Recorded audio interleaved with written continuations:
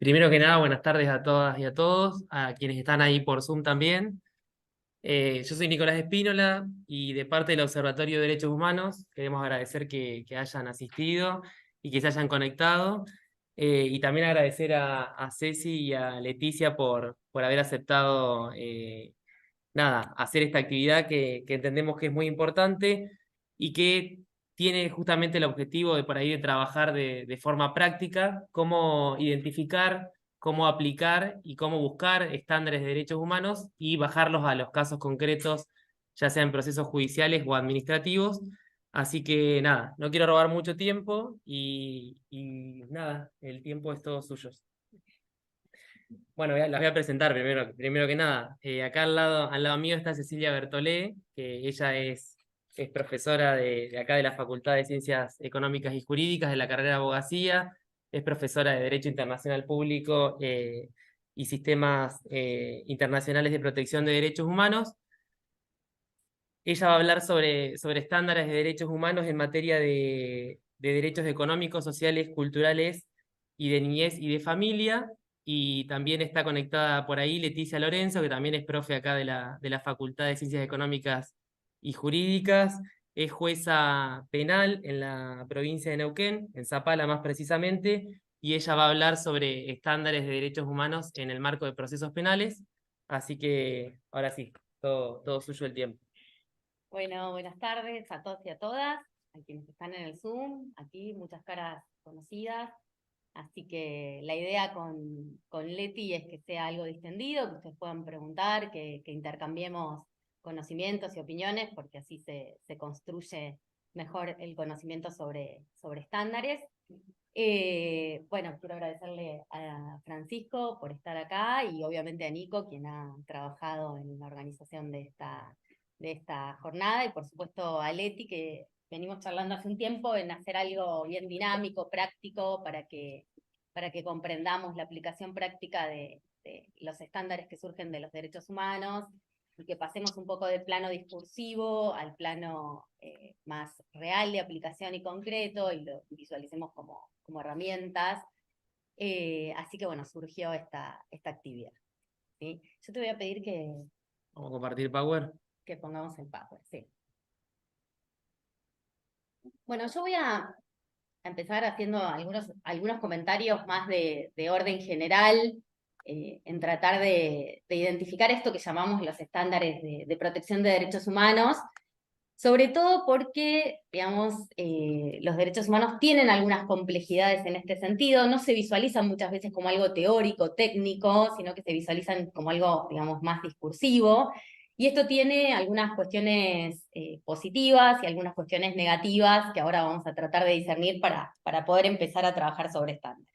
Lo que sí les voy a decir con el absoluto convencimiento es que los derechos humanos vinieron para quedarse, ¿sí? Y esto a ustedes que tal vez se formaron con una transversalización de derechos humanos en sus currículas de grado, les parecerá algo habitual, pero para quienes nos formamos cuando se reformó la Constitución Nacional o con posterioridad de la reforma de la Constitución Nacional, se visualiza como un proceso cargado de muchas tensiones, porque no se sabía, digamos, qué alcance iban a tener estos tratados internacionales de protección de derechos humanos. Yo siempre digo que si algunos estamentos se hubieran imaginado el alcance que iban a tener estas protecciones, seguramente no hubieran incorporado los tratados internacionales de protección al plexo constitucional. Pero sí es importante, digamos, manejar estos conceptos de tensiones o cuáles son las problemáticas que han surgido en relación a los derechos humanos. Una de las cuestiones que surge, que es una cuestión más histórica, es que los derechos humanos se transforman en un fuerte frente discursivo. Entonces esto tiene un aspecto muy positivo, y el aspecto, digamos, más positivo es que en los discursos y en las políticas públicas y en las agendas empiezan a aparecer cuestiones vinculadas a derechos humanos, ¿no? Esto de poner en la agenda los derechos humanos es una cuestión sumamente positiva, pero también aparece como el aspecto negativo, ¿no? Esta masificación del discurso de derechos humanos hace que muchas veces las personas que hablan sobre derechos humanos no tengan el conocimiento teórico y técnico, Y esto genera un efecto que yo lo he denominado de saturación, ¿no? Como, bueno, todo el mundo habla de derechos humanos y técnicamente y concretamente, digamos, tal vez no podemos trabajar con derechos humanos. Los derechos humanos son conceptos teóricos y tienen estándares específicos que van a surgir de los órganos internacionales de protección. Ustedes conocen seguramente a la Corte Interamericana de Derechos Humanos como, digamos, es generalmente el órgano más conocido. Hay muchos otros que ahora vamos a ver, pero a lo largo de la profesión y en sus propias prácticas van a ver que se utilizan muchos conceptos que surgen de lo que se conocen como los comités de derechos humanos de la Organización de Naciones Unidas. Entonces, muchas veces estamos utilizando estándares aunque no sabemos que son estándares. Y muchas veces podemos utilizar estándares, pero no sabemos dónde buscarlos o cómo concretar los estándares. Y una de las problemáticas que ha surgido con esto es que cuando vemos los procedimientos judiciales o los procesos judiciales o los procesos administrativos, muchas veces se han llenado estos vacíos interpretativos que teníamos en materia de derechos humanos con la opinión subjetiva de la persona que lleva adelante el proceso. Y esto genera un problema enorme, ¿sí? Porque, por ejemplo, en cuestiones concretas, el interés superior del niño no es lo que me parece a mí, ¿sí? Es lo que tiene que señalar un determinado estándar. El derecho a la igualdad entre hombres y mujeres no es lo que me parece a mí, es lo que debe señalar un determinado estándar. Entonces tenemos que pasar de toda esta órbita discursiva a una órbita real y concreta. La primera dificultad que tenemos entonces es visualizar que estos instrumentos internacionales de protección de derechos humanos son enunciativos, ¿no? Esto parece una revelación obvia, pero no lo es, porque hay que identificar esto, ¿no? Esto de que las convenciones digan yo tengo derecho a la educación, yo tengo derecho a la salud, yo tengo derecho a la alimentación, pero no le digan al Estado cómo o con qué parámetros o con qué lineamientos tiene que desarrollar el derecho a la educación, tiene que desarrollar el derecho a la salud, para que los derechos sean ejecutivos, es decir, para que los derechos puedan ser llevados a las prácticas. ¿Y qué pasa con las subjetividades? A nadie le sirven los derechos en abstracto, ¿sí? A nadie le sirve decir, yo tengo el derecho a la educación, si en definitiva no lo puedo ejecutar, yo tengo el derecho a la alimentación, si en definitiva no lo puedo ejecutar, yo tengo el derecho a una vivienda digna o adecuada, si yo no lo puedo ejecutar. Y la otra cuestión en los instrumentos internacionales, que también hay que visualizarla, porque es importante ver los problemas para poder sortearlos y buscar las soluciones, es que los instrumentos internacionales no son sacrosantos, surgen de acuerdos estatales donde hay pujas políticas, ¿sí? Peleas de poder entre los estados, y esto hace que en la técnica legislativa de redacción de estos instrumentos haya algunas falencias importantes. Primero, los términos abstractos. Muchísimos términos abstractos que contienen las convenciones internacionales, que después terminan vulnerando aquellos derechos que pretenden proteger, porque son lo que nos gusta decir a los abogados y a los abogados los conceptos jurídicos indeterminados, ¿no? Esto de pensar quién completa los conceptos jurídicos indeterminados, quién es la autoridad para decir qué es lo que contiene un concepto jurídico indeterminado. Y otra cosa peor que pasa por estas negociaciones estatales es que muchas veces se excluyen, ¿sí?, algunos instrumentos o se excluyen algunas previsiones en los tratados internacionales por cuestiones de índole de política internacional. Por ejemplo, les doy un ejemplo bien concreto, cuando se debate la Convención Internacional de los Derechos del Niño, se excluye los castigos corporales, la prohibición expresa en el marco convencional de los castigos corporales, queda subsumida en el no ejercicio de la violencia, aunque se sabe que los castigos corporales es el flagelo más grande que viven las infancias si uno lo coteja con todos los informes de UNICEF en cualquier estado. Sin embargo, había un bloque de estados, fundamentalmente aquellos estados anglosajones, que establecen en el marco de la disciplina los castigos corporales, tanto en los ámbitos educativos como en los ámbitos familiares. Lo mismo ocurre con otros debates, por ejemplo, la ablación de clítoris genital femenino. No fue que se obvió porque no lo trataron y decidieron no incluirlo en el marco convencional. Entonces, sabiendo todo eso, nosotros tenemos que trabajar con los instrumentos que tenemos, ¿sí? Por eso es bueno no pensar que estos instrumentos internacionales son una especie de piedra santa que llegó a la Tierra a mejorar todo. No, hay que trabajar con realidades cuando trabajamos con derechos humanos. ¿Cómo se trabaja con estos instrumentos entonces? La Corte Interamericana de Derechos Humanos nos da dos parámetros generales que son muy importantes. El primer parámetro es pensar a los instrumentos como letra viva. Esto no lo digo yo, lo dice la Corte.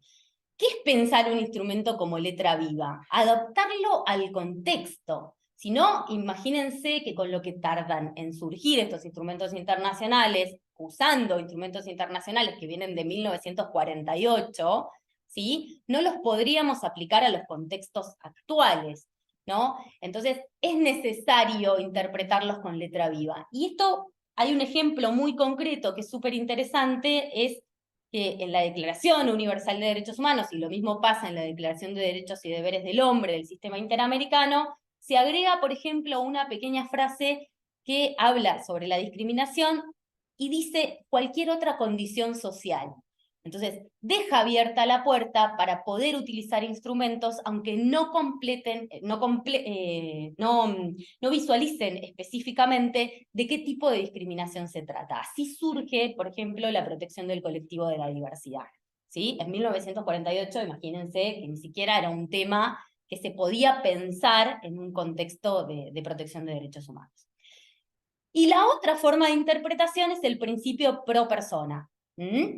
No pro hominem, por favor. No pro hominem, ¿por qué? Porque ya pro hominem es retro, muy retro, ochentoso, noventoso, ¿sí? Es pro persona. ¿Por qué es ochentoso y noventoso? Porque ya tenemos que hablar con lenguaje de género sensitivo. No hay la nueva reforma constitucional del 94 es viejísima, de hecho muchos de ustedes ni siquiera habían nacido. Entonces, ya hablar de principio pro persona es una denominación sumamente retro para el derecho internacional de los derechos humanos. ¿Qué hace este principio pro persona? Nos permite hacer una interpretación, porque es como un principio de hermenéutica jurídica, es decir, un principio de interpretación, que lo que hace es que tengamos todo el abanico del ordenamiento jurídico y que podamos elegir la mejor norma, ¿sí? La norma más protectiva cuando hay que amparar un derecho, la norma más restringida cuando hay que limitar un determinado derecho. Y atraviesa todo el derecho internacional de los derechos humanos. Pero además genera consecuencias sobre algunos debates teóricos y doctrinarios que ahora vamos a ver, que también para el derecho internacional de los derechos humanos se encuentran obsoletos o fuera de moda.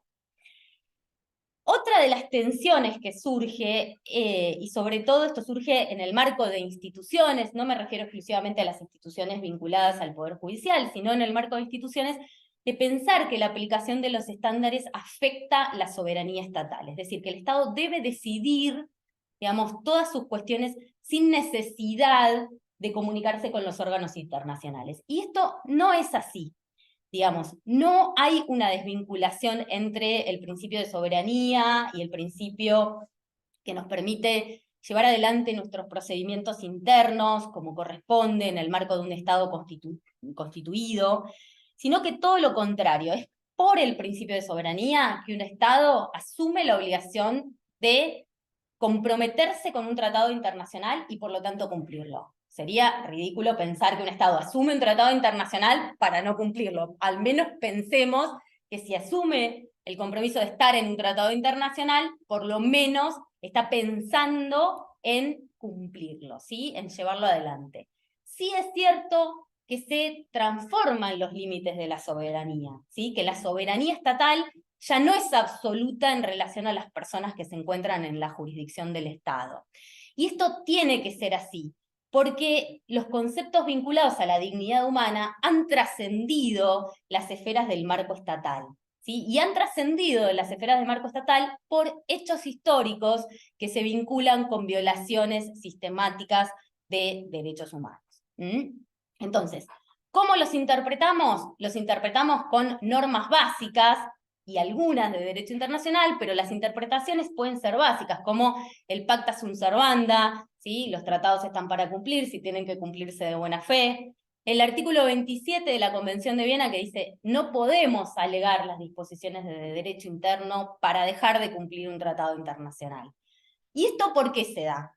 porque el Estado tiene un tiempo, ¿sí? Un tiempo en el cual puede revisar su legislación interna para decidir si quiere o no quiere incorporar un tratado internacional.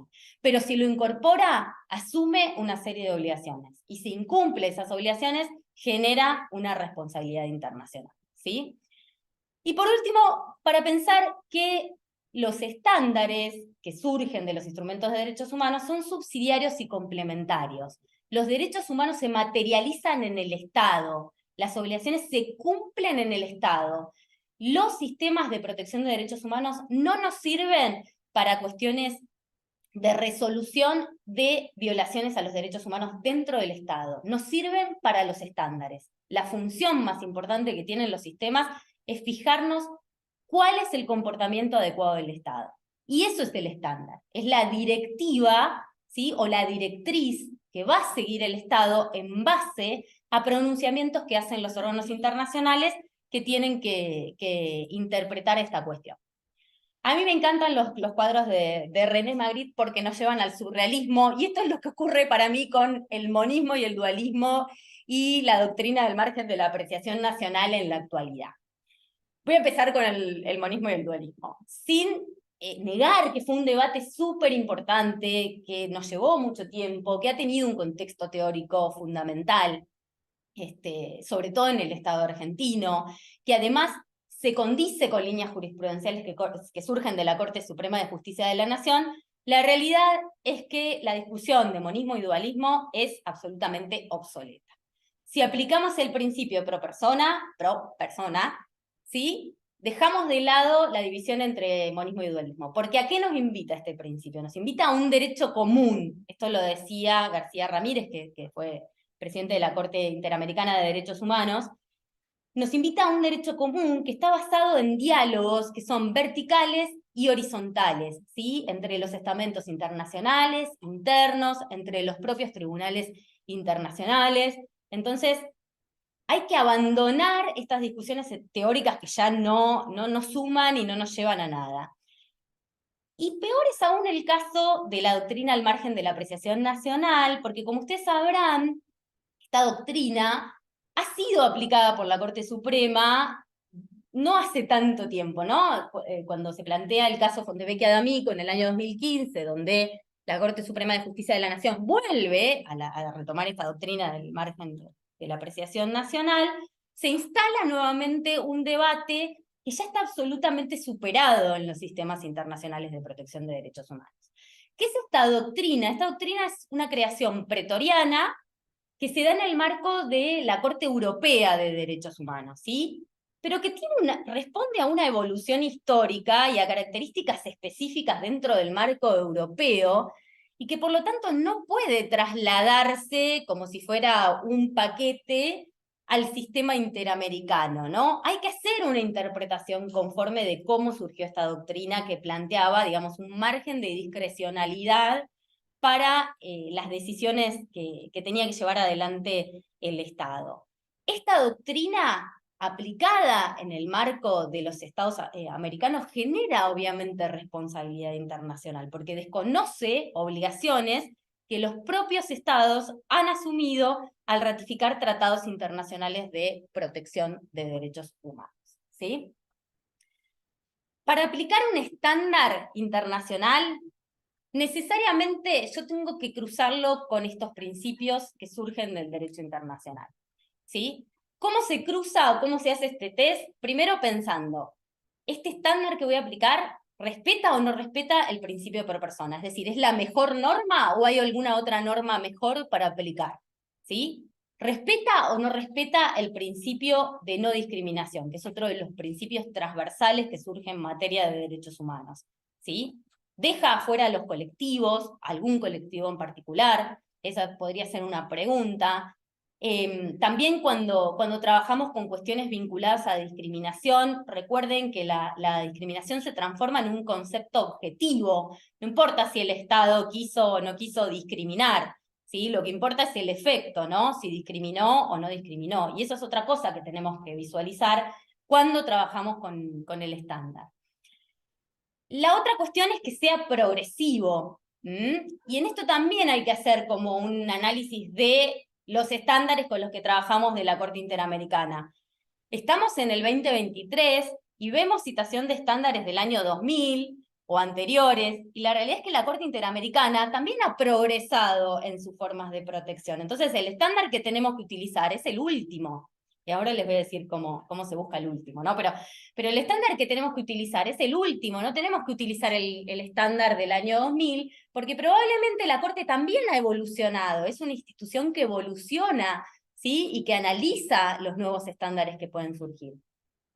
Y el último es que todos los derechos humanos, cuando se trabajan con estándares, son indivisibles e interdependientes. Esto quiere decir que cuando focalizamos un estándar, tenemos que ver que hay otras vulneraciones. Siempre va a haber otras vulneraciones, ¿sí? Cuando nos concentramos en cuál fue el derecho vulnerado, vamos a ver que hay otras vulneraciones periféricas que surgen de la propia vulneración de ese derecho central. Entonces, ¿a qué nos invita este análisis de los estándares? A repensar la protección en términos de derechos humanos y a repensar que estos estándares también han evolucionado en el marco de la Corte. Un ejemplo típico, por ejemplo, es cuando trabajamos con derechos civiles y políticos. El derecho a la vida, en los primeros casos de la Corte, como Velázquez Rodríguez, trabajaba en términos más de tener o no tener la vida, mientras que hoy no hay ningún fallo de la Corte Interamericana que no hable de un concepto mucho más complejo, que se construye a través de los derechos económicos, sociales y culturales, y que es el concepto de vida digna, ¿sí? Entonces, para pensar en trabajar en estándares, tenemos que identificar el derecho, tenemos que identificar la obligación y tenemos que identificar a dónde pertenece el instrumento que yo voy a utilizar. Esta es una pregunta central. ¿Dónde busco? ¿Dónde busco? Parece como que fuera un misterio oculto del universo, un agujero negro, la búsqueda del estándar, porque todos hablamos de estándares, pero a veces no sabemos dónde buscarlos. En Argentina, yo recomiendo, y esto no quiere decir que uno no pueda utilizar estándares de otros sistemas, ahora voy a decir por qué es mejor utilizar estos y no utilizar los otros, y en qué temáticas sirven algunos y en qué temáticas sirven otros. En Argentina tenemos dos sistemas a los cuales podemos ir.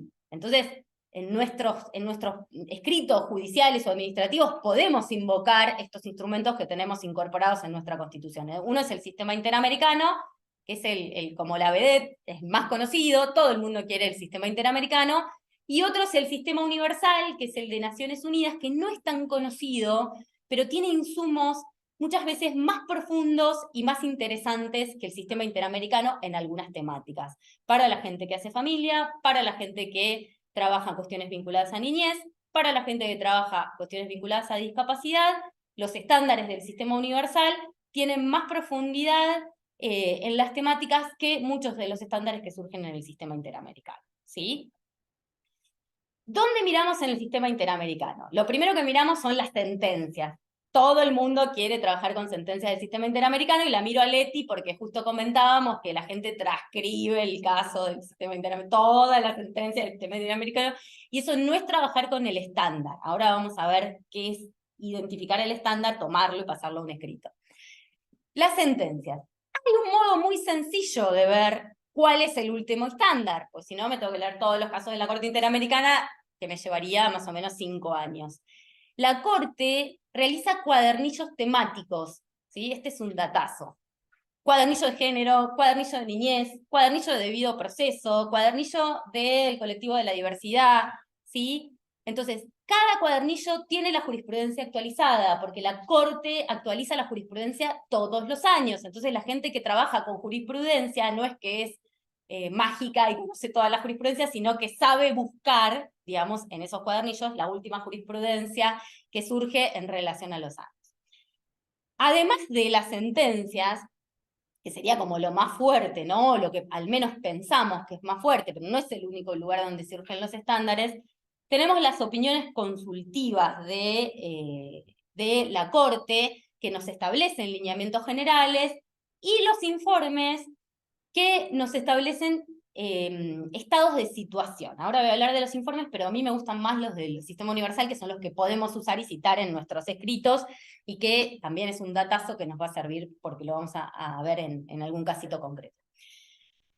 Pasamos entonces al Sistema universal. ¿Qué son estos informes? Los estados, cada 4 o 5 años, depende del tratado del que formen parte, les nombro tratados conocidos, la CEDAW, la Convención de los Derechos del Niño, por ejemplo, tienen que presentar informes a estos comités sobre el estado de situación de los derechos humanos dentro del pacto, ¿sí? Por ejemplo, en derechos del niño tiene que, cada uno de los artículos a los cuales hace referencia la convención, tiene que ser explicado al comité.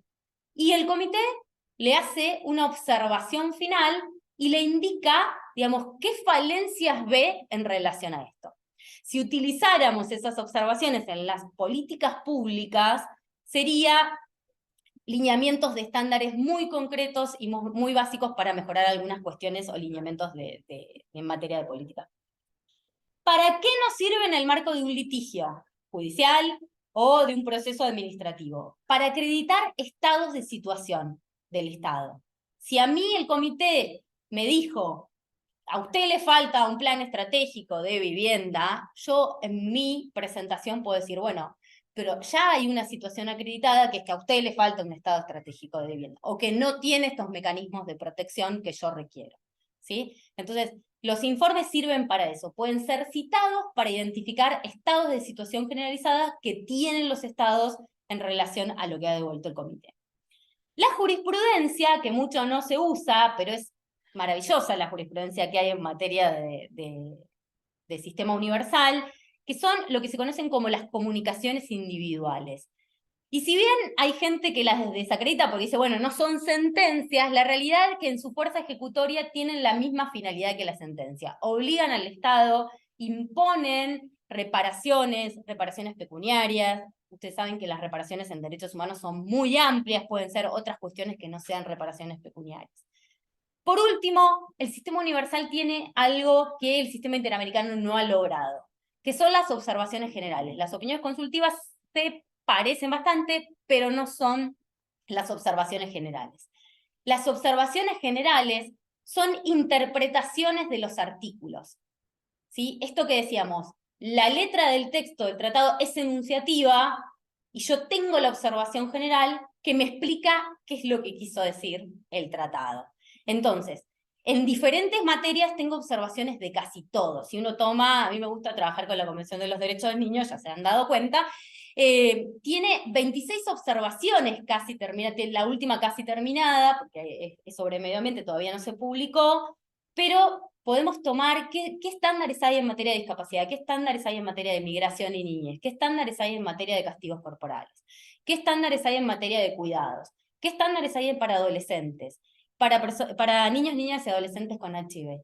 Todos los estándares están redactados en las observaciones generales. Entonces, es un insumo sumamente valioso que no lo tenemos en el sistema interamericano y que sí lo tenemos en el sistema universal.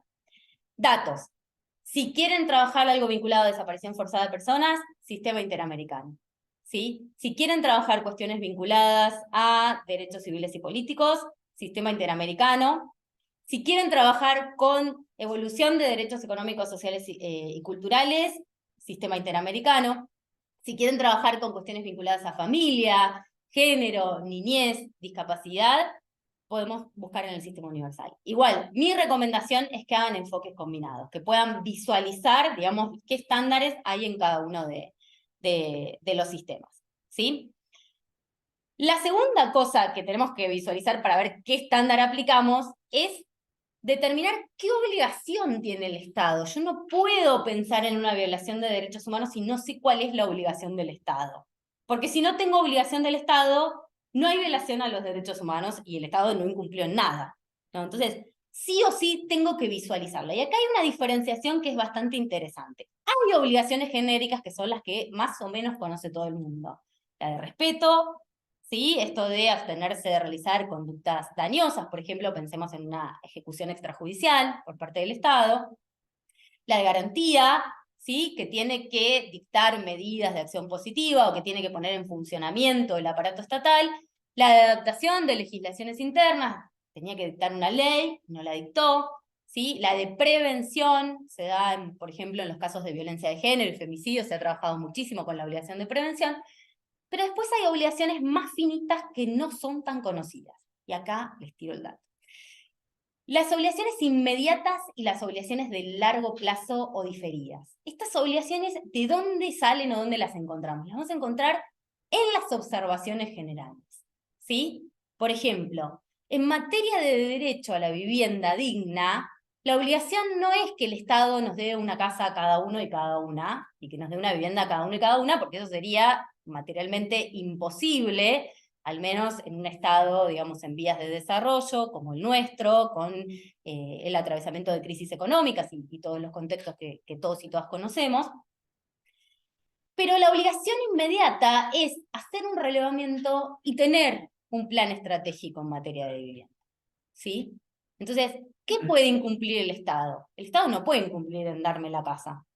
El Estado puede incumplir en no tener ese plan o no tener identificada esa obligación. Entonces, cuando hablamos de derechos humanos, identificar la obligación que tiene el Estado.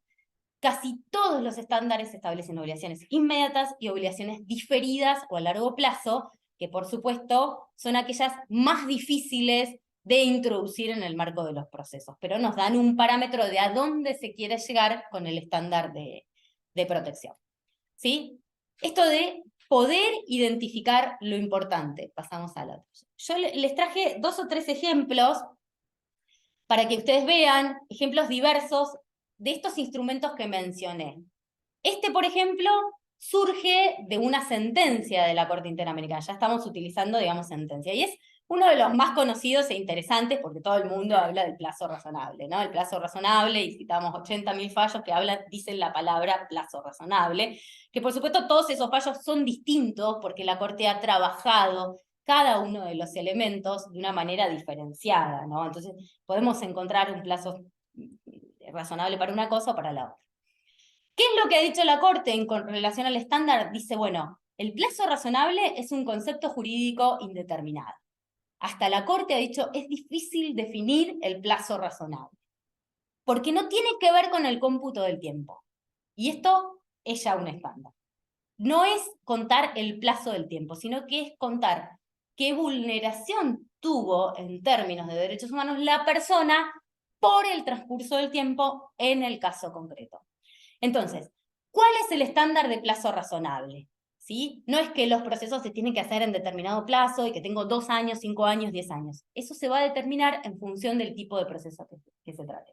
El estándar es estos 3 elementos. La complejidad del asunto, no es lo mismo tramitar una causa penal, ahora les dirá Leti, con varios imputados o con delitos complejos, a tramitar una cuestión vinculada a una multa de tránsito, ¿no? Es completamente diferente. La actividad procesal del interesado, y esto también la Corte nos ha interpelado en decir, bueno, ¿cuál es la actividad que puede hacer el interesado? Porque esto del acceso a la justicia es maravilloso y muy interesante, pero la realidad es que el acceso a la justicia es dificultoso, ¿sí? Para muchos colectivos. Y eso es algo que tenemos que visualizar cuando evaluamos este punto del estándar, la actividad procesal del interesado, la actividad procesal que el interesado pudo hacer, ¿sí? Que tiene que ver con sus características particulares y con su propia situación de vulnerabilidad. Y la segunda es la conducta de las autoridades judiciales. Entonces, erramos en la aplicación del estándar cuando lo que vemos es el transcurso del plazo. Lo que tenemos que ver en nuestro pronunciamiento o en nuestro escrito es decir, bueno, la complejidad del asunto era esta, la actividad procesal del interesado era esta, y la conducta de las autoridades judiciales debió ser esta. ¿Sí? Así se configura el estándar en este...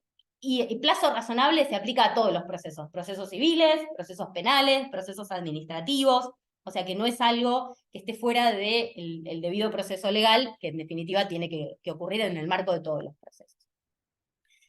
Este estándar, en cambio, surge del informe del Pacto de Derechos Económicos, Sociales y Culturales, y es para acreditar situaciones específicas de vulneración de derechos humanos. Esto lo podemos incluir cuando acreditamos una situación específica de vulneración de derechos humanos. ¿Qué es lo que dice el estándar? Lo que dice es que en Argentina se evidencia una situación de desigualdad entre los hombres y las mujeres. ¿A qué le atribuye el Estado, a qué le atribuye el Comité de Derechos Económicos Sociales esta desigualdad? Ya está dicho en el estándar. ¿A qué le atribuye? a que no hay instituciones de cuidados vinculadas a niños, niñas y adolescentes, y no hay instituciones de adultos mayores vinculados a niños, niñas y adolescentes. Y estos cuidados recaen principalmente sobre las mujeres, ¿sí? Entonces, en este caso, en este informe, el Comité del Pacto lo que le dice es que tiene que establecer un sistema público de cuidados para tratar de mejorar esta situación de brecha, ¿sí? Y esto puede ser citado cuando uno inicia un proceso, ¿sí? Y quiere acreditar una situación generalizada. ¿Mm? Otro caso para trabajar con una situación generalizada es la trata de mujeres. ¿Por qué se habla de la trata de mujeres y no de la trata de hombres? Y esto es del informe también del Pacto de Derechos Económicos, Sociales y Culturales. Porque eso también se cruza, los informes se cruzan con estadísticas de Naciones Unidas, la oficina vinculada a materias de corrupción, porque la trata está en el marco general de un tratado mucho más genérico que es vinculado a la corrupción, es decir, que si no existieran líneas pequeñas de corrupción no existiría en definitiva el delito de trata, ha señalado que más del 75% de las víctimas son mujeres, ¿sí? Entonces, tiene que tener un enfoque de género diferenciado, y en este punto específico lo que se ha acreditado es que Argentina tiene muy buenos mecanismos en las situaciones de emergencia, pero después no tiene buenos mecanismos de acompañamiento a mediano y largo plazo, que hacen que las mujeres que han transcurrido estas situaciones vuelvan a caer en situaciones de trata o cometan delitos que se encuentran vinculados con el delito general de trata, ¿sí? Entonces, lo que se encuentra acreditado es, digamos, esta falencia que tiene el Estado en su lineamiento de política pública. Otra sentencia, y esta es muy importante porque es como que la sentencia que abre la Corte Interamericana de Derechos Humanos en materia de género, que es la sentencia de Campo Algodonero contra México, la conoce casi todo el mundo porque es digamos, fue como el pronunciamiento de género inicial que hizo la Corte, es la que establece el estándar de cómo tiene que hacerse la debida diligencia reforzada en investigaciones vinculadas a femicidio y violencia de género, ¿sí? El Estado tiene que tener políticas de prevención, de riesgo, las obligaciones reforzadas que tiene que tener el Estado, no son obligaciones comunes, son obligaciones debidamente reforzadas, y esto le genera aún mayor responsabilidad. Y después, lo que tiene interesante esta sentencia, que marca el estándar en dos momentos claves: antes de la desaparición de la víctima, cómo actuó el Estado antes de la desaparición de la víctima, qué medidas de garantía le dio el Estado antes de la desaparición de la víctima, y la otra es antes de la aparición de los cuerpos, ¿sí? En caso de femicidio. Pero tiene un señalamiento taxativo de cuáles son las conductas que debería haber tenido el Estado y que, bueno, en el caso, digamos, de Campo Algodonero, no se tuvieron en cuenta. Pero si uno trabaja previamente con los estándares, puede generar políticas públicas que contemplen estos lineamientos que ha fijado la Corte. Por último, y ya le doy la palabra a Leti, trabajar con dos observaciones generales. Una es la de vivienda, cuáles son los estándares de vivienda. La vivienda le agrega una palabra a la observación general, que es una observación general del Comité de Derechos Económicos, Sociales y Culturales. No es cualquier vivienda, es una vivienda digna. Y para tener una vivienda digna se tienen que cumplir con estos estándares, ¿no? Seguridad en la tenencia, contrato de alquiler, título de propiedad, lo que fuere, habitabilidad, asequibilidad, seguridad, disponibilidad de los servicios, y establece específicamente que las obligaciones del Estado son establecer un plan estratégico y la vigilancia eficaz, ¿sí? Como obligaciones inmediatas que tiene que tener el Estado y que tiene que cumplir el Estado en este sentido. Por último, para aquellas personas que hacen niñez y familia, las observaciones generales son fundamentales. No se puede trabajar en cuestiones de niñez sin las observaciones generales.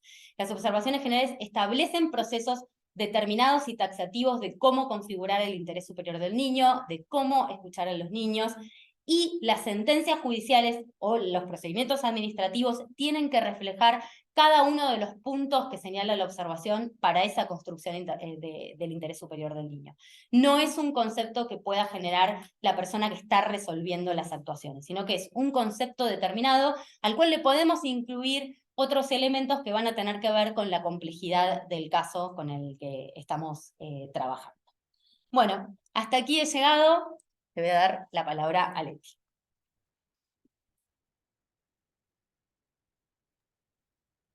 Bueno, muchas gracias por la invitación. Estoy un poco inhibida después de escucharla a Cecilia, que sabe tanto y le daría mi tiempo, pero bueno, soy una charlatana de feria, como habría dicho mi abuelo, así que yo voy a hablar desde los procesos concretos y específicamente desde el proceso penal.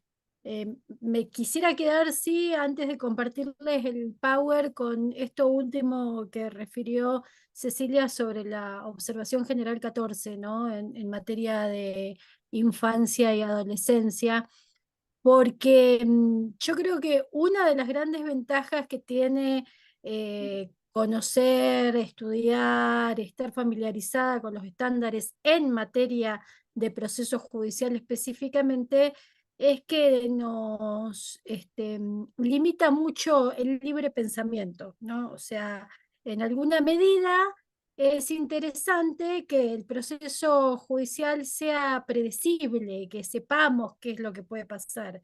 Y la observación 14, yo trabajo en justicia penal de adultos, pero eventualmente me toca intervenir en justicia penal de infancias y adolescencias, sobre todo con adolescentes imputables o con víctimas, niñas, niños o adolescentes, y toda la regulación de la observación 14 es siempre vas a encontrar lo que necesitas ahí. Siempre vas a encontrar lo que necesitas. Si tenés que valorar un testimonio, si tenés que referirte a una víctima, si tenés que pensar en ajustes al proceso vinculados a un adolescente. Entonces, por eso es un poquito interesante tenerla en la caja de herramientas y leerla cada tanto, sobre todo si tenés que enfrentar una situación en la que hay involucrada una persona sobre la que tengas que pensar, bueno, qué significa concretamente el interés superior del niño. Y lo mismo pensando en el principio pro persona, ¿no? Yo la escuchaba a Cecilia con esto del plazo razonable, que estoy completamente de acuerdo. La Corte viene hablando del plazo razonable y estableciendo estos tres criterios hace tanto tiempo que yo me animaría a decir, porque quiero pensar de buena fe de los estados. Bueno, en la actualidad soy súper creyente del Estado, creo que el Estado tiene que existir, agrandarse y protegernos, ¿no? Que quede claro eso, pero tiendo a pensar que los estados que han regulado procedimientos internos con posterioridad a los primeros momentos en los que la Corte empezó a establecer estos tres criterios para hablar del plazo razonable, son estados que han regulado plazos temporales también considerando esos tres criterios. Concretamente, yo trabajo en Neuquén, donde el Estado provincial estableció que un proceso penal no puede durar más de 3 años, salvo que se trate de un asunto complejo, en cuyo caso se duplica, y así hizo algunos juegos, pero cuando uno lo piensa y ve la conflictividad neuquina, ve que consciente o inconscientemente estos tres criterios, la complejidad, la actividad de las partes, la actuación jurisdiccional y judicial en general, están contempladas dentro de esos 3 años. Entonces yo creo que cuando establecemos un plazo temporal con posterioridad a la fijación del estándar interamericano, es un plazo que está conteniendo esto. ¿Por qué me tomo ya como la primera parte de mi intervención en referir esto? Porque creo que uno de los problemas que tenemos con los estándares a nivel judicial es que somos expertos y expertas en convertir el principio pro persona en un principio pro funcionarie. Entonces, cuando los 3 años me quedan chicos, en lugar de decir, perdón, la cagué, para decirlo bien técnicamente, me dormí, me dio fiaca, no investigué lo suficiente, en lugar de decir todo eso, lo que hacemos es, dentro de un plazo temporal, decir, no, bueno, pero la Corte ha establecido estos tres criterios, entonces olvidémonos del plazo temporal sin más, porque por supuesto que hay situaciones que son extraordinarias y que se tienen que contemplar en forma extraordinaria, porque hay procesos que por diversas razones han llevado mucho más tiempo que el tiempo que se contemplaba como razonable originalmente. Entonces, las situaciones extraordinarias podemos verlas de forma extraordinaria, pero cuando convertimos las situaciones ordinarias, cotidianas, en extraordinarias, utilizando todo el andamiaje del sistema interamericano o del sistema universal de protección de los derechos humanos para justificar a un Estado que se rezaga permanentemente, ahí es donde entramos en problemas. Y yo creo que esto siempre hay que tenerlo presente. Otro concepto que me fascina, a mí me parece una gran instalación del sistema interamericano, es el de debida diligencia, y en materia de género el de debida diligencia reforzada. Sin embargo, también es otro concepto bien interesante, porque una nunca tiene del todo claro si la debida diligencia se está utilizando en favor de la persona a la que pretendemos proteger, o si se está utilizando para ayudar a rezagar al Estado que tiene que brindar protección. Entonces también es es un ejercicio interesante, al menos el de pensar, bueno, ¿cuándo aparecen esos conceptos y qué están justificando? Porque estoy muy enfurecida con un ejemplo reciente yo, pero si vos venís a una audiencia, yo trabajo como jueza, y si vos venís a una audiencia a decirme que necesitas más plazo que el plazo legal por la debida diligencia cuando estás partiendo una investigación, y te tengo que decir que no estás entendiendo nada de la conceptualización alrededor de estos estándares, porque me estás diciendo necesito más tiempo, en lugar de decirme voy a tratar de resolver esto lo antes posible, porque esta persona tiene una protección particularmente específica y debe recibir una respuesta en tiempo oportuno. Entonces, ahí hay una serie de cosillas que quienes trabajamos de este lado del mostrador estatal tenemos que tener presentes para no ostentar esto como un privilegio más de sector, y ubicarlo en el lugar que tiene que estar, que es el de ampliación de las posibilidades de acceso a la justicia de la población. Siguiendo con esto, vengo medio en onda catártica yo, esto lo hablábamos con Cecilia antes de esta charla, y algo que me parece relevante en términos de proceso judicial a mí, y sobre todo en el proceso penal, es comprender que la sentencia de un caso es la conclusión de ese caso. Cuando terminamos un juicio, el tribunal va a deliberar, luego viene a su veredicto y comunica su sentencia por escrito, eso no es una pieza original e imaginativa que el tribunal propone a la comunidad, sino que es, o pretendemos que sea, no siempre lo es, la conclusión de un extenso proceso que tuvo una investigación, que tuvo una introducción, que tuvo una producción probatoria y que tuvo unas peticiones concretas. Y cuanto más avanzamos hacia sistemas adversariales y orales, más garantizamos que el tribunal no pueda ejercer su libre imaginación nuevamente, sino que queda limitado a las peticiones que realizan las partes. Las peticiones que realizan las partes están limitadas por la actividad que han tenido en el juicio, y la actividad que pueden hacer las partes en el juicio está a la vez limitada por la actividad que han tenido durante la investigación del caso. ¿Por qué digo esto? ¿Y por qué esta viñeta de Mafalda, que es de mis preferidas? Porque esto básicamente implica que yo no puedo sacar campo algodonero de la galera de un alegato de clausura para justificar una mala investigación o un mal litigio del caso, y no puedo hacerlo ni con campo algodonero. Yo trabajo en un sistema que está me atrevería a decir, 80% atravesado por casos que involucran violencias de género. Entonces, es lo primero que se me viene a la cabeza, pensar en campo algodonero, pero, o sea, bueno, lo acaba de decir Cecilia, Campo Algodonero es una sentencia. Yo creo que todos conocen el nombre, pero dudo que la hayan leído todos. El sistema interamericano particularmente tiene un problema con las sentencias, que es que son tan extensas que se convierten en libros, entonces es difícil leerlas, hay que desarrollar el ejercicio de la lectura de las partes relevantes al menos, pero Campo Algodonero es una sentencia que diseña un proceso con debida diligencia. No es una sentencia que dice, cuando usted llegue al alegato de clausura, nómbreme a mí y va a lograr una condena.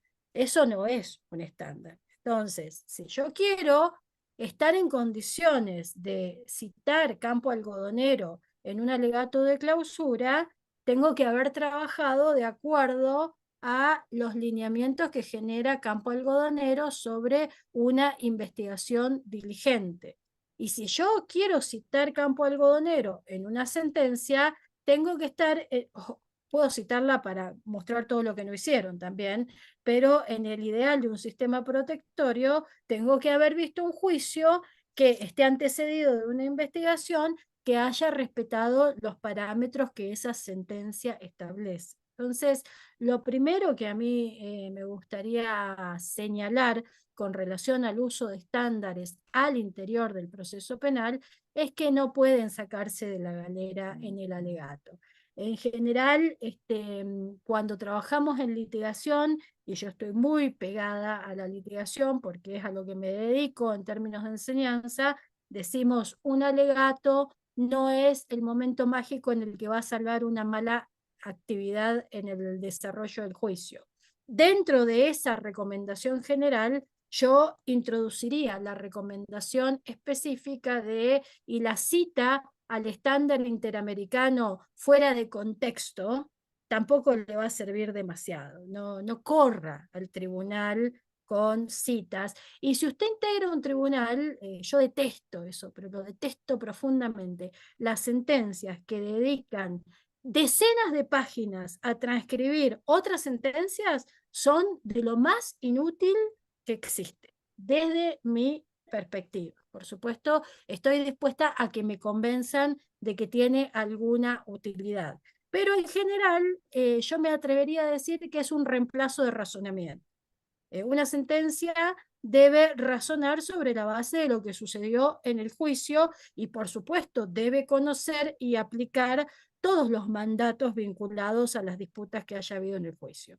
Pero yo no puedo traer lo que dijo otro tribunal, por más que sea un tribunal interamericano, por más que sea una opinión consultiva, si no tiene ninguna relación. Esta actividad también yo la atribuyo en cierta medida a cómo desarrollamos nuestra formación, sobre todo la gente de mi edad y más grande. Yo le escuchaba a Cecilia y pensaba, yo cursé la materia de derechos humanos en la universidad al año siguiente de la reforma constitucional en la Argentina y me acuerdo, pero me acuerdo como si fuera hoy, que nos decían, esta es una materia de relleno. Era una materia del primer año, y nos decían, no, elementos de derechos humanos. De hecho, yo la cursé muy mal, porque como me dijeron que era una materia de relleno, me anoté en una cátedra fácil. Por suerte, después me encontré con Binder y Mayer y salvaron mi vida como abogada, porque si no, seguiría pensando que los derechos humanos eran una cuestión de relleno. Entonces, no reemplazan la actividad que tenemos que realizar, la cita vacía a los estándares. Segunda cuestión, ¿para qué sirven en concreto los estándares? Y esto es lo que a mí me parece que es más rico. El juicio es una tensión, el juicio como momento del proceso es una tensión entre quien acusa, entre quien defiende y entre quien dirige el debate. Y en esa tensión hay una serie de cuestiones que se tienen que resolver y que muchas veces se van resolviendo de acuerdo a los lineamientos que establecen los estándares. Campo Algodonero, por ejemplo, estableció una definición de estereotipo para señalar que no debían utilizarse estereotipos al interior del proceso judicial. Sin embargo, nosotros, en la mayoría de las provincias argentinas, tenemos diseñados procesos adversariales, ¿verdad? Procesos donde cuando llegamos al juicio el tribunal de juicio está limitado a la actividad de las partes y a las objeciones que presentan las partes. Viene siendo una pregunta cada vez más recurrente, no solamente por la definición de estereotipo de campo algodonero, sino por todo el desarrollo. También campo algodonero tiene de interesante que es la primera vez que la Corte utiliza Belém do Pará como instrumento, que era todo un debate de si la Corte podía intervenir y podía utilizar Belém do Pará, y etcétera. Pero a partir de ahí se desarrolla toda una jurisprudencia vinculada con las cuestiones de género que generaban permanentemente esta pregunta de, bueno, un tribunal en este sistema adversarial, donde está obligado por la imparcialidad y no puede intervenir en el juicio, ¿puede señalar cuando alguna de las partes en el litigio está recurriendo argumentos estereotipados o está presionando en la producción de la prueba en sentido de generar un razonamiento estereotipado? Hemos tenido una respuesta reciente, pero esta respuesta que también ha dado el sistema interamericano y es a la que yo me voy a referir, lo que nos marca es cómo estar al pendiente de lo que sucede en este ámbito, en el ámbito de la generación de estándares universales e interamericanos, nos permite resolver la tensión que es el juicio, como decía Cecilia también, de acuerdo a los parámetros actuales y no de acuerdo a los parámetros de hace 20, 30, 40 años detrás. Entonces, para resolver la tensión que se genera al interior del juicio, estar al tanto de cuáles son los mandatos que tenemos es una buena recomendación. Tercera cuestión, y volviendo a la viñeta de Mafalda, si decimos que la sentencia es una conclusión, entonces lo que tendríamos que asumir es que estas obligaciones que se van generando en el sistema universal y en el sistema interamericano nos generan la necesidad de tener una mirada transversal en el proceso.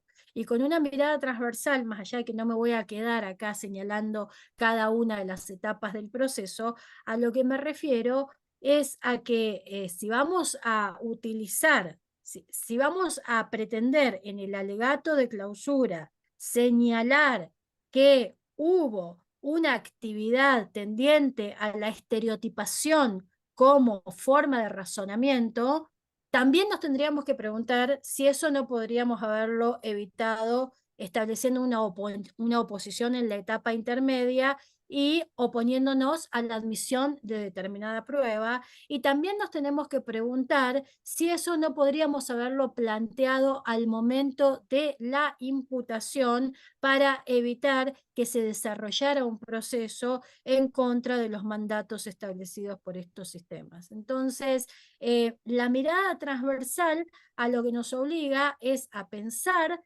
desde el momento en el que se abre una investigación penal, cuáles son las obligaciones en el plano de los hechos, en el plano del derecho y en el plano de la prueba, no solamente desde el fragmento de realidad en el que vamos a intervenir y desde la normativa local que vamos a utilizar, sino también en un plano más amplio desde las obligaciones que tenemos generadas por los estándares internacionales e interamericanos. Hace tiempo con Pancho venimos insistiendo, nosotros cuando trabajamos en litigación siempre hemos insistido muchísimo en los hechos, el relato de los hechos, los abogados trabajamos contando historias y a veces descuidamos un poco el ámbito del derecho. Hace un tiempo hemos empezado a intentar revertir esto y decimos, cuando hablamos del derecho al interior de un proceso, no solamente estamos hablando de las exigencias que una norma puntual tiene, sino que también estamos hablando de lo que la doctrina ha dicho sobre esa norma y también estamos hablando de la jurisprudencia alrededor del tema sobre el que vamos a intervenir. Entonces el derecho se convierte en algo bastante más complejo e interesante para hacer el análisis de los hechos que tenemos en el caso y para pensar la prueba que vamos a necesitar. Y esto si le incorporamos los estándares interamericanos y lo que ha dicho, yo principalmente, siguiendo esto que dijo Cecilia, trabajo con las sentencias de la Corte Interamericana, aunque en materia de género, las recomendaciones del Comité de la CEDAW son sumamente útiles para ir construyendo mejor cuáles son las exigencias que tenemos desde la norma y cómo tenemos que observar los hechos, pero esto tenemos que hacerlo a lo largo de todo el proceso. Si no lo hacemos a lo largo de todo el proceso, probablemente no tenga el impacto que puede llegar a tener en el ámbito del litigio. Y ese impacto, ¿en qué se traduce o para qué sirve tener una mirada desde los estándares? En primer lugar, para establecer los alcances y los límites de la actuación de las partes en el proceso y de las posibilidades de intervención jurisdiccional. Esto a mí me parece que es un aspecto sumamente importante. Ponía el ejemplo de la definición de estereotipos. Desde la definición de estereotipos que yo tengo, yo ya sé desde el 2009, cuando salió la sentencia de Campo Algodonero, que no puedo intentar una defensa señalando que la víctima de un hecho de violencia sexual se lo buscó, porque eso encaja en la definición de estereotipo que da la Corte Interamericana. Lamentablemente, desde el 2009 hasta ahora seguimos teniendo muchas defensas así, y por eso la jurisprudencia ha ido avanzando en puntualizar y puntualizar y puntualizar. Entonces ya tenemos, por ejemplo, sentencias que nos dicen, bueno, usted no le puede exigir a una víctima de violencia sexual que dé pelos y señales de todo lo que le ocurrió, porque hay que comprender esa declaración en el ámbito del trauma que significa una victimización sexual.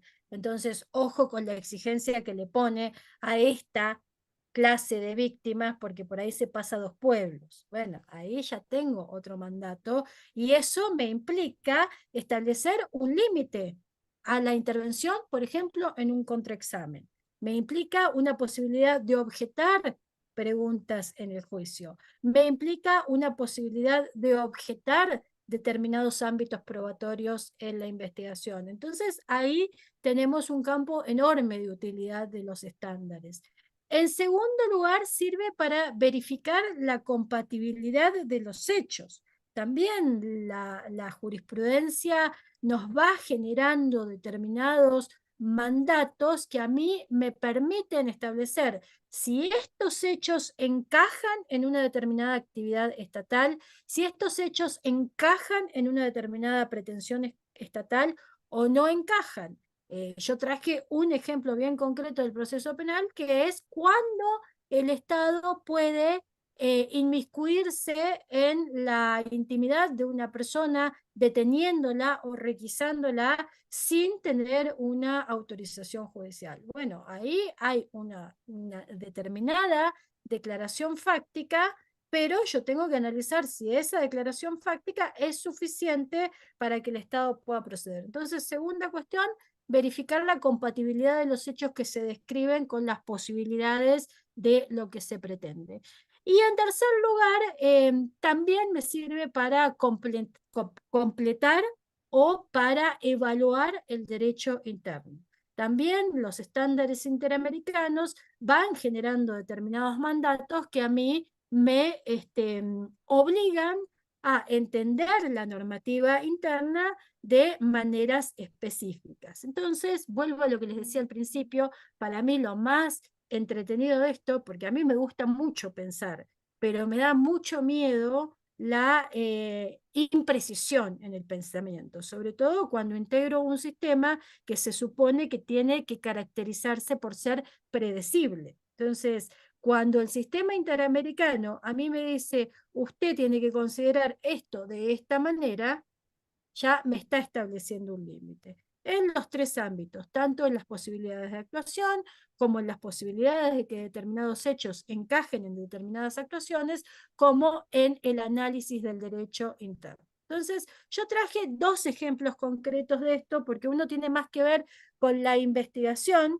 y me parece interesante pensarlo desde ese momento, y el otro tiene más que ver con las cuestiones de derecho y juicio. Por suerte traje 2 sentencias bastante recientes, así la profesora no me dice que traje antecedentes viejos a la mesa de debate.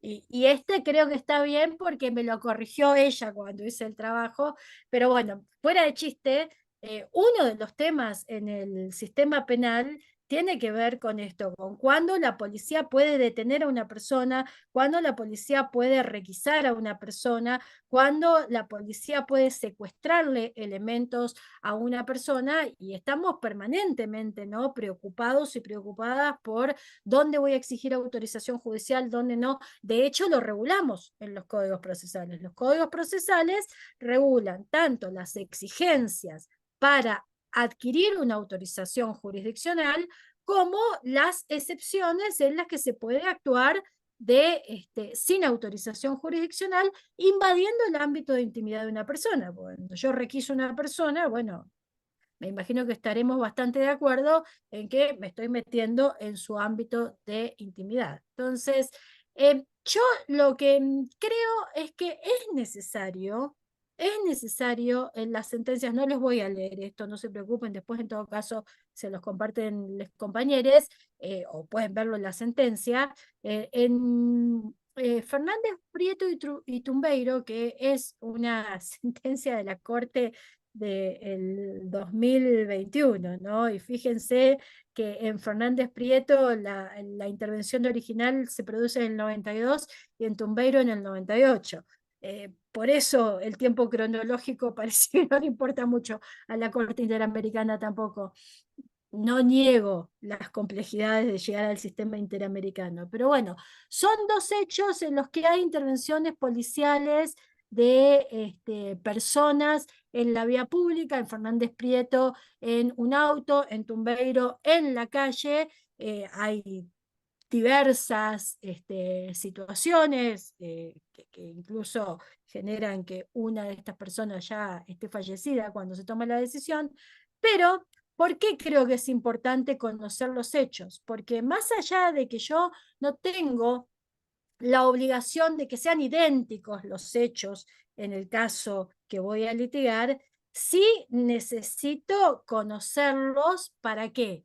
Para ver cuál es la coincidencia posible con mi caso, cuáles son las diferencias de mi caso, y si esas diferencias pueden constituir excepciones. Es decir, si yo tengo una diferencia que a mí me permitiría entrar en el ámbito de una excepción a lo que dijo la Corte en este caso, de acuerdo a las circunstancias fácticas de este caso, entonces ya tengo un indicio de que no puedo utilizar este precedente para decir aplíquelo en el caso concreto. Entonces, me parece que es importante siempre verificar qué es lo que pasó en el caso que la Corte decidió para que haya dicho todas estas cuestiones, para ver cuán alejado o cuán cerca estoy a la hora de pedir la aplicación. Entonces, eso en primer lugar. Ahora, ¿qué es lo que pasó en Fernández Prieto y Tumbeiro? La Corte hizo una serie de precisiones para establecer qué tiene que pasar en una detención o en una requisa que no cuenta con autorización judicial. Y fíjense que dio una serie de precisiones, más allá de que hay algunos términos que son amplios, que pueden ser interpretados en forma no voy a decir ambigua, pero sí en forma bastante extensa. Es interesante porque, en primer lugar, ¿qué nos dice? Que una requisa o una detención tiene que estar basada en una situación fáctica. Yo tengo que tener un hecho que sea anterior, lo vamos a ver. Entonces, yo tengo que tener un hecho, ese hecho le tiene que permitir a la policía inferir, dice, inferir. Y más allá de que dice sospechar también, cuando habla de inferir, ya nos está dando un estándar propio. No es me lo imaginé y por eso intervine, sino que es observé una situación de la que yo podía hacer una inferencia que tiene que ser objetiva y razonable a los ojos de un observador común. Bueno, ahí tenemos el tema de qué es un observador común, ¿no? Pero ya tenemos un mandato. No es que a usted se le ocurrió porque tiene olfato policial particularmente desarrollado y entonces puede ir a intervenir a una persona, sino que tiene que haber una situación que una persona medianamente razonable podría concluir o podría inferir en el mismo sentido que usted la infirió. ¿Y cuál es la inferencia que tenemos que hacer si somos razonables? Que la persona o acaba de cometer un delito o está por cometer un delito. Entonces, tenemos que estar en una situación de flagrancia. Y esta sospecha que tiene que ser razonable, que tiene que ser objetiva, que tiene que ser compartible por un observador razonable, no por alguien con olfato policial, tiene que estar fundada en hechos específicos, no en conjeturas, no en intuiciones, no en criterios subjetivos. Entonces, ahí es donde descartamos el olfato policial. Esto es lo que dice esta sentencia como base para habilitar que la fuerza policial pueda proceder a requisar o detener a una persona sin autorización judicial. Entonces, fíjense cómo nos da un marco para el análisis fáctico. No es cualquier hecho, sino que es un hecho que tiene que tener estas características. Y además nos hace una exigencia probatoria, porque nos dice, estos elementos deben ser verificables. Y que sean verificables implica, en el ámbito de un proceso judicial, que tengan un respaldo probatorio. Y también nos hace saber que estos elementos verificables tienen que estar expresamente registrados, minuciosamente registrados en las actas policiales o su equivalente, podemos decir. Entonces, tengo que tener un hecho, tengo que tener elementos de respaldo probatorio, tengo que tener un registro adecuado de esos elementos de respaldo probatorio, tengo que ubicarme en una situación de flagrancia. Fíjense toda la cadena de exigencias que me establece esta sentencia para poder avanzar hacia una requisa o hacia una detención. Y al finalizar me dice, no se puede basar, por si no les queda claro,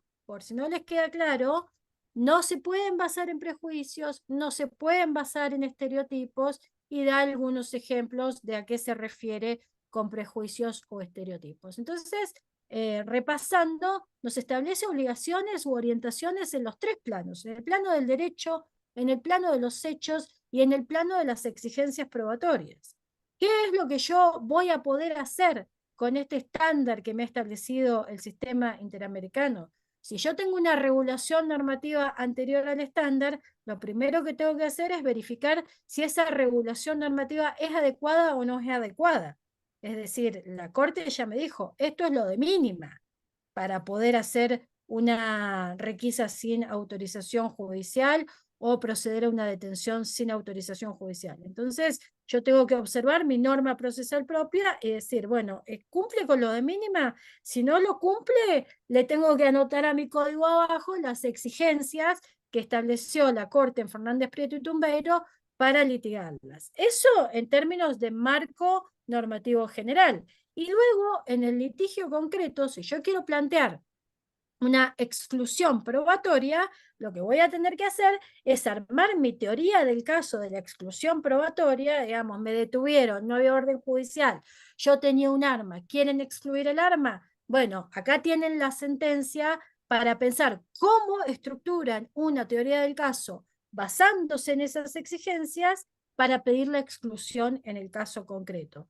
Si en el caso concreto resulta que yo no es que tenía un arma conmigo, sino que estaba amenazando a Pancho, que lo tenía ahí, siempre lo amenazo a Pancho en estos ejemplos, pobre, pero que lo tenía enfrente y la policía me vio con el arma apuntándole a él, bueno, no vayan por Fernández Prieto y Tumbeiro, porque por más que lo nombren, cualquier tribunal les va a decir, no, pero es que acá la situación ni siquiera es análoga, es una situación completamente distinta y por suerte intervino la policía, porque si no capaz que nos quedábamos sin decano. Entonces, no vaya por ese lado.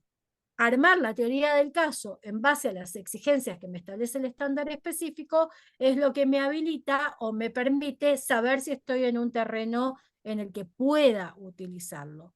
Y luego el otro ejemplo que yo quería traerles, porque es el que responde a esta tensión que como jueza vengo discutiendo hace tiempo con muchos de mis compañeros, y la verdad es que nos alegró que lo dijera la Corte expresamente, porque en Angulo Lozada, que es una sentencia contra Bolivia del año pasado, la Corte se refiere a la intervención jurisdiccional en el proceso adversarial.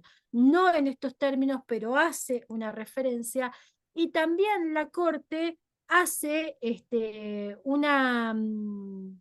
un desarrollo bastante extenso, hace varias cosas la Corte en esa sentencia. Por una parte, hace una compilación excelente de todo lo que se ha dicho sobre el consentimiento en delitos contra la integridad sexual para llegar a unas determinadas conclusiones, con lo cual es más que recomendable leerlo, porque como decía Cecilia, se refiere a lo que dijo para atrás, se refiere a lo que han dicho otros organismos y a partir de ahí propone una serie de conclusiones, y por otra parte se refiere a la actuación jurisdiccional, y esto también vino a decirnos algunas cosas.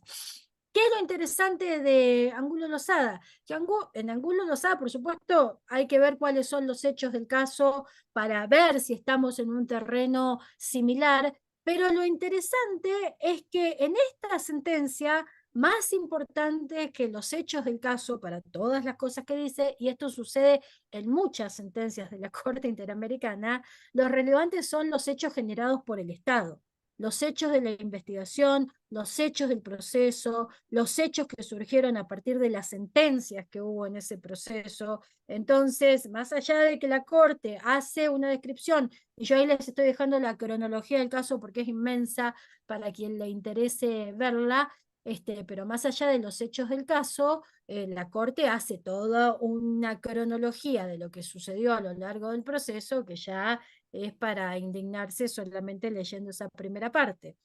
Y luego lo que hace, a partir de decir, bueno, ya es hora de hablar del consentimiento, porque nos tienen repodridos ustedes, estados que siguen insistiendo en mirar al mundo en el siglo XIX, entonces los vamos a intentar traer al 20, ni siquiera al 21, pero los vamos a intentar traer al 20, entonces es bien interesante porque hace todo un repaso de la evolución del consentimiento en los delitos contra la integridad sexual y llega a estas conclusiones que ustedes tienen ahí con relación a, bueno, qué lugar ocupa el consentimiento en los delitos contra la integridad sexual, y eso nos genera una serie de obligaciones concretas.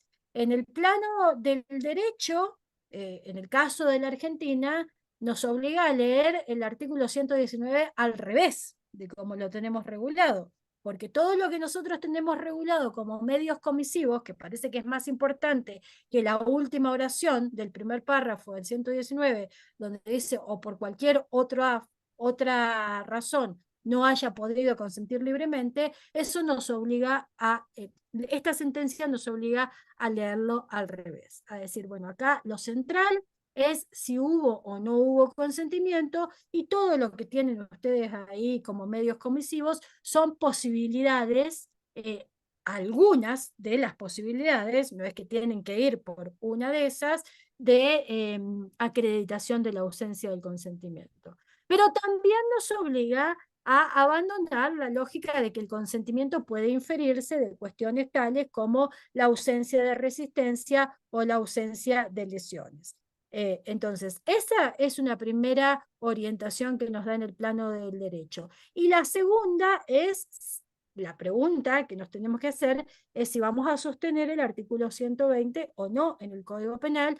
A mí me parece que lo más interesante de esa sentencia es que nos dice no puede haber consentimiento más o menos. Y es una sentencia que no solamente se vincula con el género, sino que además se vincula con la infancia, porque nos dice, sobre todo el voto concurrente del juez brasilero, ustedes, manteniendo el estupro como delito, lo que están haciendo es poner en peor situación a una persona que tiene más protección en el sistema interamericano de derechos humanos, porque están diciendo que una persona entre determinada edad puede consentir más o menos. Entonces la discusión es si se consintió o no se consintió, no hay consentimiento más o menos. Yo creo que desde esa perspectiva el artículo 120 ha quedado derogado en nuestro Código Penal. Entonces, a partir de esta orientación en el plano del derecho, nos obliga a un encuadre distinto de los hechos y nos obliga a pensar la prueba en una forma distinta. Entonces, fíjense cómo con este repaso lo que vemos es que nuevamente lo que tenemos es una obligación de litigio y construcción de una teoría del caso adecuada a esta invitación a llegar al siglo XX si es posible. Y esto atraviesa todo proceso penal. Yo no puedo venir en el alegato de clausura a decir que Angulo Lozada, lo que sea, si sostuve la calificación de estupro. Entonces, a eso es a lo que nos referimos cuando hablamos de que atraviesa todo el proceso penal. Y en el caso de la intervención jurisdiccional, lo que dice Angulo Lozada, y con esto ya voy cerrando porque ya me pasé de tiempo, es que los jueces y las juezas tienen responsabilidad de dirección del proceso y por tanto tienen la obligación de impedir interrogatorios que sean permeados por estereotipos de género. Entonces, esta pregunta que viene dando vueltas hace tiempo sobre si un juez o una jueza puede intervenir oficiosamente en el marco de la producción de un testimonio, ha recibido una respuesta en el párrafo 165 de esa sentencia que, por supuesto, como dijo el tío del hombre araña, hay que utilizar con responsabilidad porque es un gran poder al interior del sistema adversarial que un juez se pueda meter oficiosamente. Entonces no se trata de imaginar nuevamente, sino que se trata de constatar. Para constatar, lo ideal es ir a la definición de estereotipo que da la propia Corte Interamericana, tenerla anotada cuando vamos a dirigir un debate y a partir de allí establecer cuál es el alcance, incluso estableciendo cuestiones intermedias como el llamado de atención a las partes en un cuarto intermedio, el llamado a las partes para decirles se están pasando en esto, qué es lo que están buscando. Hay muchas formas de intervención que se abren a partir de esto que estableció la Corte, y la Corte lo está. También es interesante ver por qué la Corte establece esto en términos de las preguntas que se le hicieron a Brisa y las cosas que se pretendieron sostener sobre la situación de Brisa en ese caso concreto para también intentar establecer situaciones análogas. Entonces, ¿cómo utilizar los estándares? Desde lo básico, ¿no? Conociéndolos es una responsabilidad en la actualidad, es lo maravilloso. Yo pasa que estoy muy asustada en este tiempo que corre, entonces lo que en el 95 me parecía una materia de relleno, hoy me parece que es una bendición de todas las fuerzas de la historia y la naturaleza. Tener un sistema interamericano y un sistema universal de derechos humanos es un gran escudo de protección. Entonces, en primer lugar, es una obligación conocerlo también para ver las similitudes con nuestros casos. No hagamos papelones. Si se hizo todo bien en un proceso, no querramos decir que hay algo mal. Vuelvo a lo del plazo razonable, hay que ser razonables con el plazo razonable, ¿no? Entonces no puedo pretender yo, con todas las tensiones que están en juego en el sistema interamericano, decir, no, porque pasó el tiempo y entonces ya no hay plazo razonable, sino que tenemos muchos criterios para construir argumentos sólidos a lo largo de todo el proceso tienen que estar presentes a lo largo de todo el proceso en el litigio.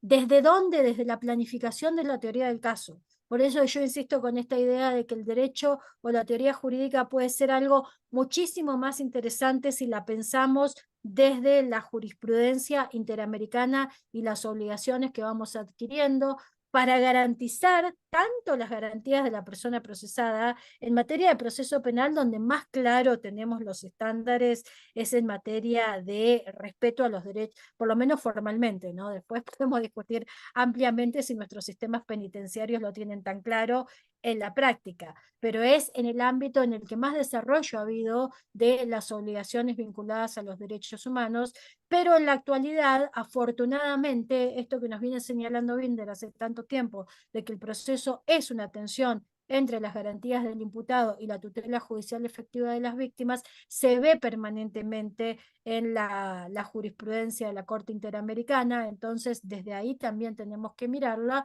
¿Y por qué? Porque es la forma más adecuada de construir y consolidar el Estado de Derecho. El Estado de Derecho no puede ser solamente una cuestión local, sino que tiene que ser una cuestión comunitaria a nivel amplio. En primer lugar, a nivel interamericano, pero también a nivel universal, y es a lo que tenemos que seguir apostando, aún desde el espacio diminuto de un caso concreto que estemos litigando en Zapala, ese pueblito perdido en el universo. Así que eso es lo que yo les quería compartir. Muchísimas gracias y me callo.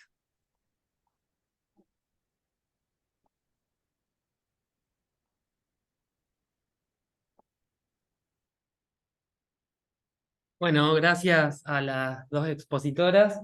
Ahora hay un ratito para que, nada, quien quiera preguntar o hacer algún comentario, alguna acotación, lo haga. Aprovechemos que están acá presentes y que han dado su tiempo para que podamos hacerlo. Así que quien quiera comentar algo o hablar, sin miedo, no comen ninguna de las dos.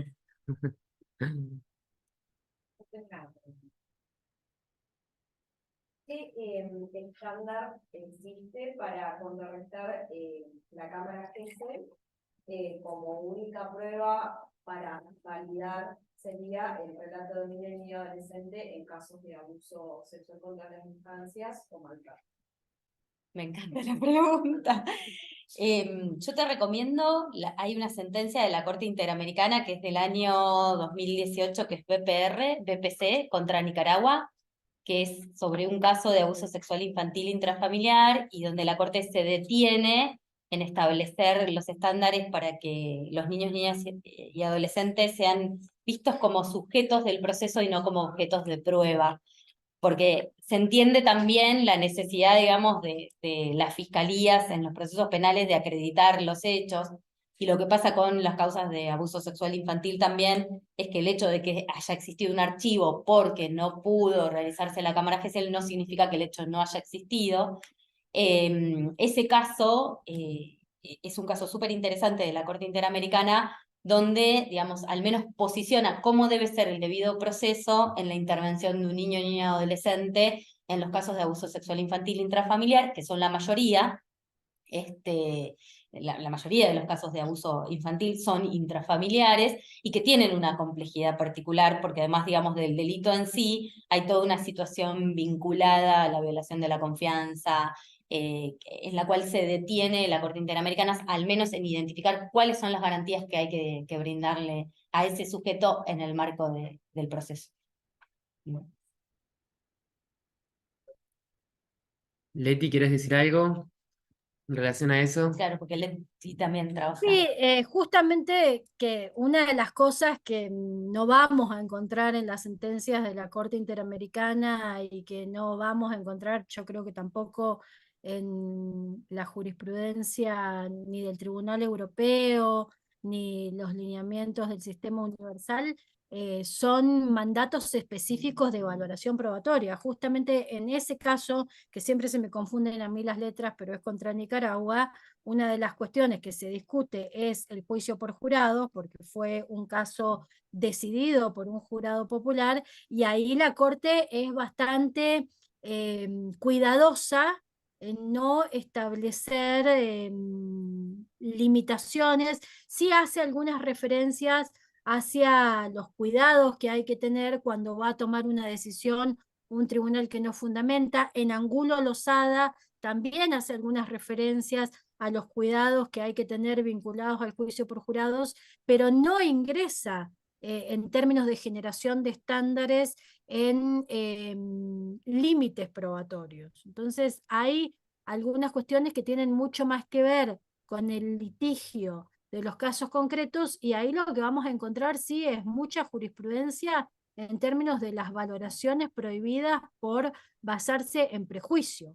Eso sí ha trabajado mucho la Corte desde la definición de estereotipo en adelante, pero no, yo por lo menos no conozco que haya una sentencia que se haya referido en específico al lugar que le vamos a dar a la Cámara Gesell, porque concretamente la Cámara Gesell es un mecanismo que se ha adoptado acá en la Argentina, pero que no es un mecanismo universal para la producción del testimonio de niños, niñas y adolescentes. Bien, acá en el chat pusieron una pregunta que dice: los juicios administrativos contra el Estado en casos de pago a jubilados por temas del 82% móvil que tiene dicha caja, en la que los juicios demoran 8 años para llegar a sentencia, que el Estado demora aún más en concretar el pago, ¿qué se puede hacer? Leti, ¿querés contestar? No tengo idea. Lo lamento mucho. No, creo que ahí sí se podría hacer un planteo en relación al plazo razonable. Lo que también se me ocurre que es interesante es evaluar las características particulares del sujeto. Esto lo ha dicho la Corte Interamericana en relación a niños, niñas y adolescentes, ¿no?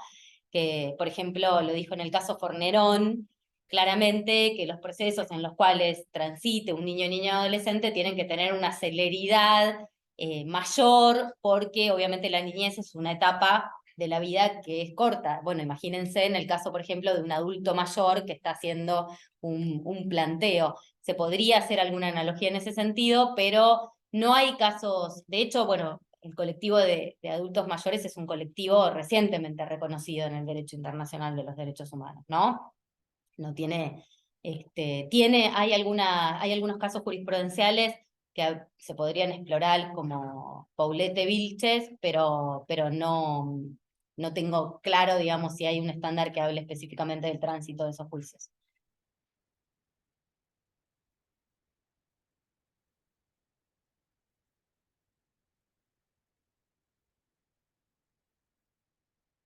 ¿Alguien más tiene algún otro comentario, alguna pregunta? La función de las defensorías en el caso de la percepción de bienes contra el 82% móvil para adultos mayores. ¿La función es solamente administrativa o tiene también la función legal o judicial? ¿Cuenta con un abogado? ¿Lleva adelante el proceso o solo trabaja a nivel informativo, administrativo? No sé si me parece bien. Si debe contar con un abogado, como si fuera un... Pero de ahí que plazos, intervenga, no en a ver qué pasa con el expediente, porque un administrativo va y te dijo, bueno, sí, el llamé y el expediente todavía está. Y los administrativos somos todos de misma manera, pero el que realmente sabe, tiene la función, creo, por lo que yo quisiera ver cuál es la función de la defensoría, esta guapilla, que habla de la protección sí, de los derechos humanos, pero también de una función legal que va más allá de lo administrativo. Yo me encuentro con que hay una traba ahí donde queda lo administrativo, queda hasta cuando aparezca la figura legal o el abogado, digamos, no el personal administrativo, como que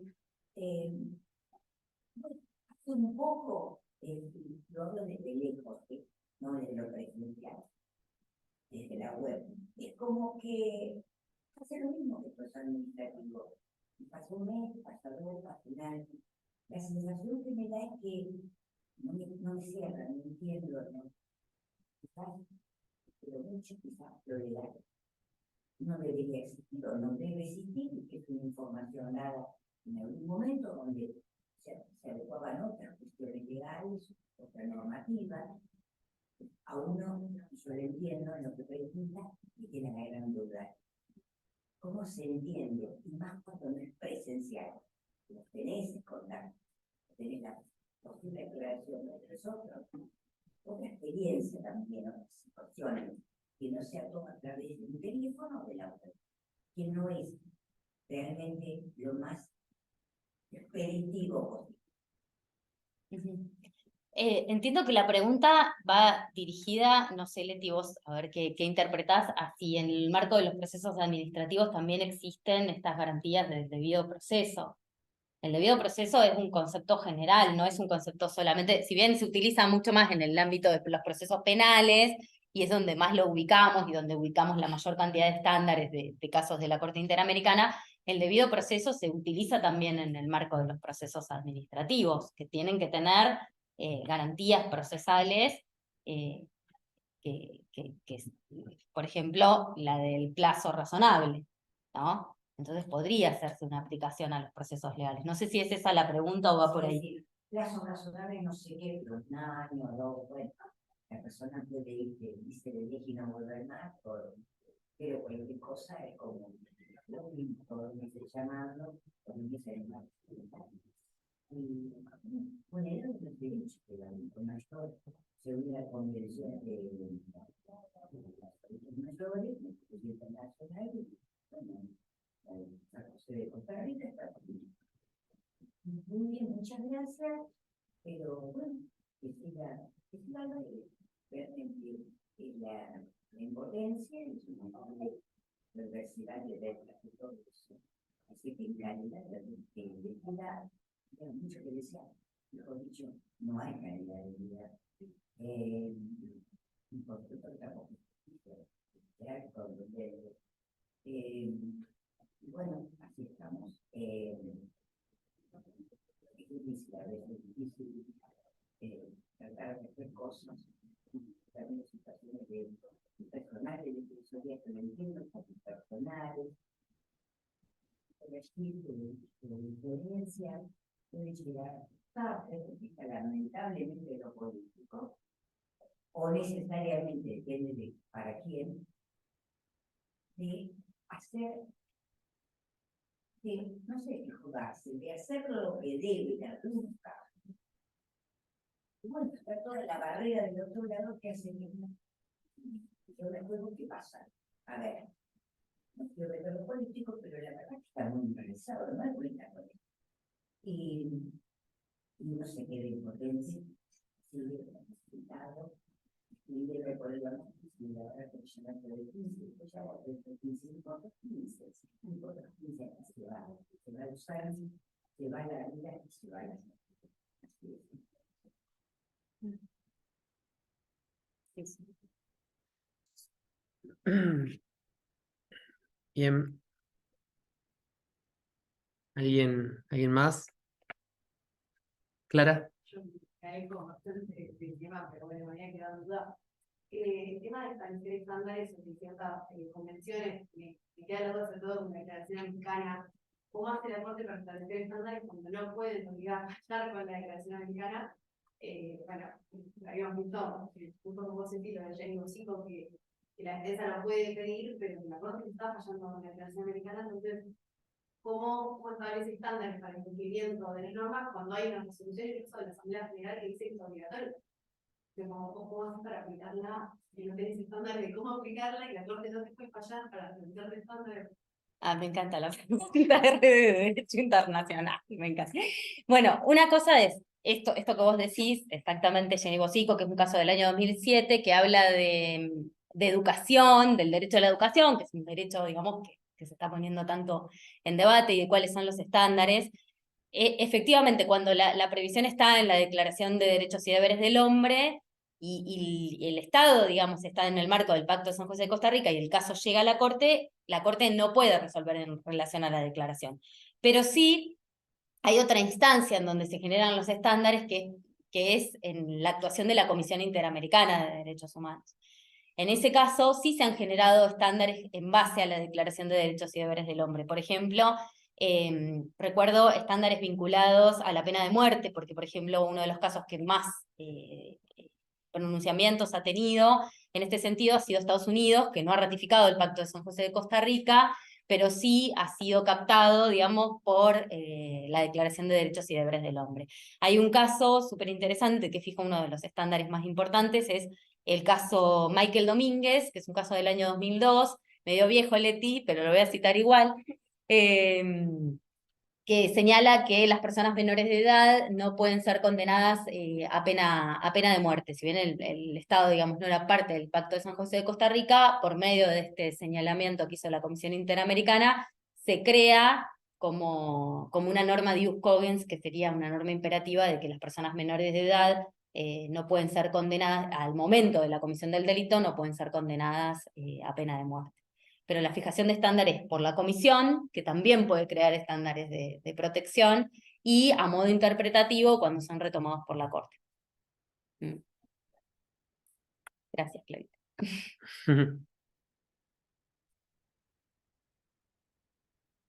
Bueno, ahí en el aula virtual alguien quiere hacer alguna pregunta. Si no, vamos ya cerrando así. ¿Cómo? En el chat, no, sí, pero no era una pregunta. Ah. Bueno, Porque la ley la fue reglamentada. yo desconozco. No, la reglamentación creo que no. Sí fue aprobada.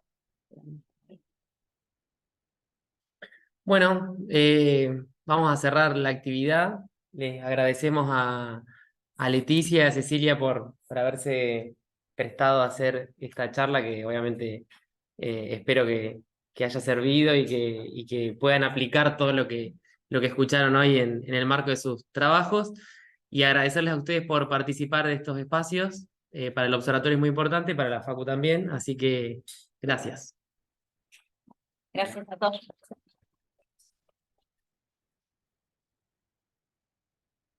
Gracias, Leti. Adiós.